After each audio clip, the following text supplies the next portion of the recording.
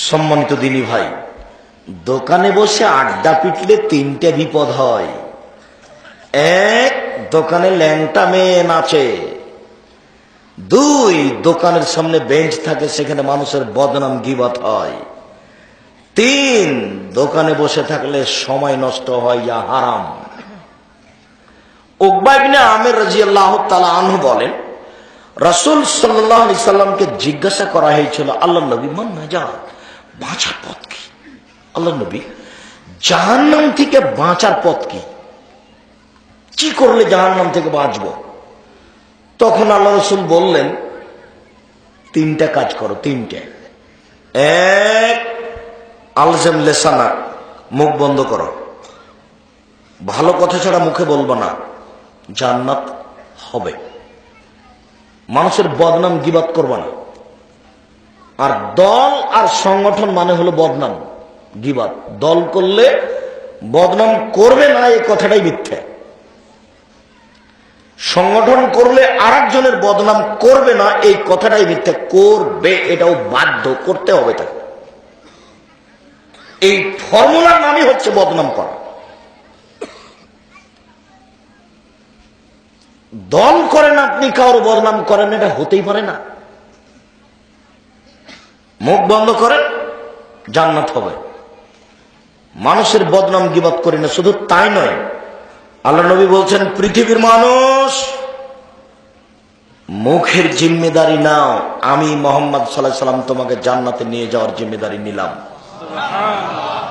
কিভাবে জান্নাতে নিয়ে যাবো সেটা আমার ব্যাপার।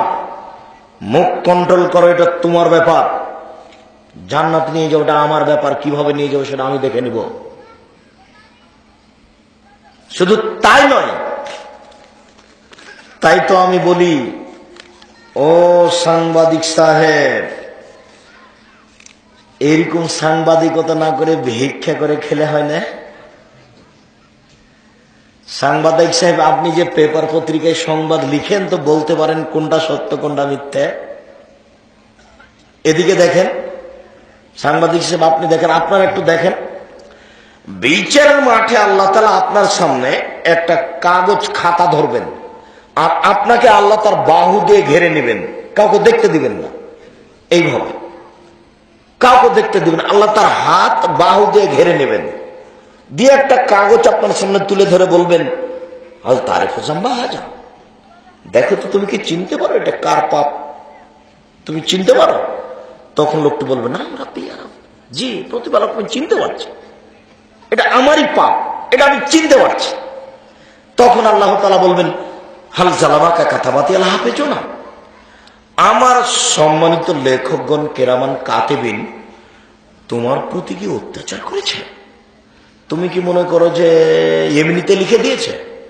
তখন লোকটি বলবে, লা ইয়া রাব্বি, না না না না না না, জি না, আমি এটা বলি না, আমি বলিনি যে এমনি লিখে দিয়েছে, এটা বলি না। তখন আল্লাহ বলবেন, হাল ওজরুল্লাহ, তোমার কোনো আপত্তি আছে, আমাকে কিছু বলতে চাও? তখন ব্যক্তি বলবে, লা ইয়া রাব্বি, জি না জি না জি না, আমি এটা বলতে চাই না। তখন আল্লাহ বলবেন, শোনো, তুমি মানুষে যদি মানুষের দোষ ত্রুটি ঢেকে রাখতে পারো, শোনো, তুমি মানুষে যদি মানুষের দোষ ত্রুটি পাপের কথা ঢেকে রাখতে পারো, আমি আল্লাহ তোমার দোষ ত্রুটি ঢেকে রাখতে পারি না।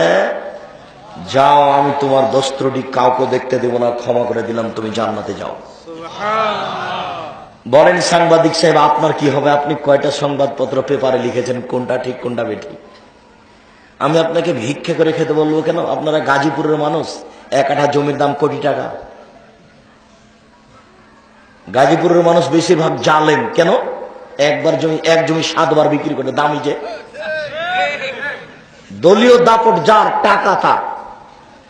দলীয় দাপট যার, এক জমি 7 বার বিক্রি করা সাজে তার, ও পারে, ক্ষমতা দিয়ে পারে। গাজীপুর জেলায় বাড়ি আপনার, ভিক্ষা করে খেতে বলবো কেন আপনাকে?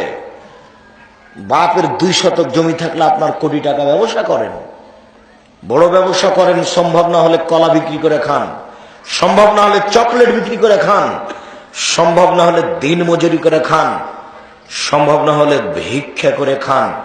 ভিক্ষা করা টাকা দিয়ে চাউল কিনে ভাত খেয়ে ইবাদত কবুল হবে। ভিক্ষা করা টাকা দিয়ে চাউল কিনে ভাত খেয়ে ইবাদত কবুল হবে।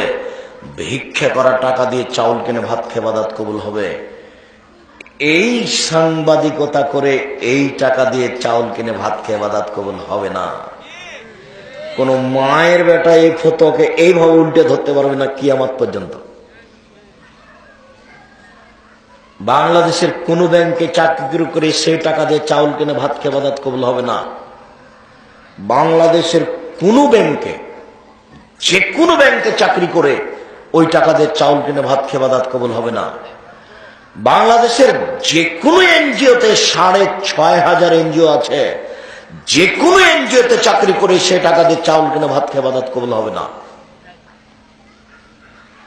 নাপিতকে ঘর ভাড়া দিয়ে নাপিতের কাছে ভাড়া নিয়ে ওই টাকা দিয়ে চাউল কিনে ভাত খেয়ে ইবাদত কবুল হবে না। কেন? নাপিত দাড়ি চাচে, ওই টাকা হারাম।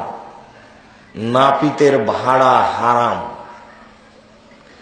নাপিতকে ঘর ভাড়া দেওয়া হারাম।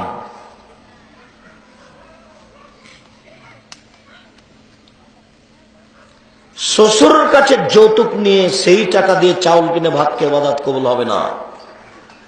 লজ্জা পাও না বেটা? শরম হয় না? শ্বশুরের কাছে টাকা নিয়েছো কেন? একটু বুঝো না?